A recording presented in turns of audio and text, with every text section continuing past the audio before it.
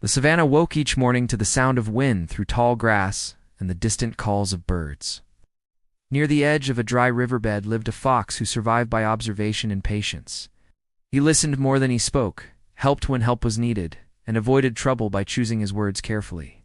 Other animals trusted him because he never demanded attention and never took more than he needed. The land was ruled by a lion whose strength was unmatched and whose temper was feared. He believed order came from fear, and fear came from punishment. When animals disagreed or failed him, he made examples of them. Few challenged him. Most learned to stay quiet and hope the anger passed to someone else. One season, food grew scarce, herds moved away, and hunts failed. The lion grew restless. He accused the weaker animals of hiding supplies and ordered searches of nests and burrows. Nothing was found, but suspicion remained. Whispers followed every footstep. Trust thinned like water in the heat. The fox noticed patterns others missed. He saw where the wind bent the grass and where tracks overlapped. He realized the herds had changed routes because fires upriver had poisoned the water. The problem was not theft, it was ignorance. The fox decided to speak, not to accuse, but to explain. He approached the lion calmly and shared what he had seen. He'd suggested moving patrols toward the cleaner streams and easing the searches so animals could work together again. The lion listened without expression. He said nothing and dismissed the fox. Silence settled like dust. By nightfall, the story had changed. The lion's guards told others that the fox had claimed to know better than the ruler. A vulture added that the fox wanted patrols moved so he could steal unnoticed.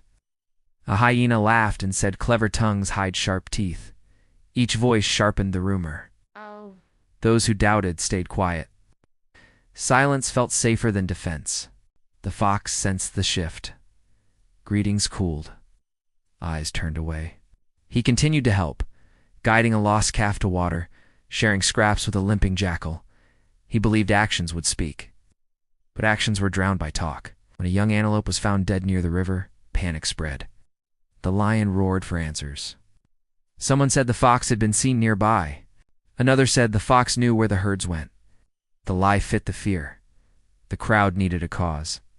The fox was brought before the lion at dawn. He stood still, ears low, voice steady. He spoke of the fires and the poisoned water, of moving together and watching the wind. The lion's eyes narrowed. Strength does not like being reminded of its blindness. He accused the fox of sowing doubt and hiding behind kindness. No proof was offered. None was needed. The crowd murmured. The fox looked to familiar faces and found none willing to meet his gaze. Silence chose a side. The lion's judgment was swift. Exile beyond the salt flats, where water was rare and paths were unforgiving. It sounded merciful compared to death. The fox bowed once and turned away. He carried nothing but memory. Days passed. Savannah did not heal. Patrols stayed wrong. Searches continued. Hunger worsened. One by one, animals reached the poisoned streams and fell ill. The lion raged, punishing guards and scouts, but punishment did not change the wind. Far from the Pride Lands, the fox followed cleaner signs. He survived by care and patience, as he always had. Sometimes he watched smoke thin in the distance and wondered if truth would ever travel faster than fear. Eventually, the lion understood too late. The fires burned out. The herds returned along safer paths the fox had named. But trust had already burned. The savannah recovered slowly with fewer voices and heavier steps. The lion remained strong, yet weaker than before, because strength without listening leaves scars that do not close. In the end, remember this as a warning.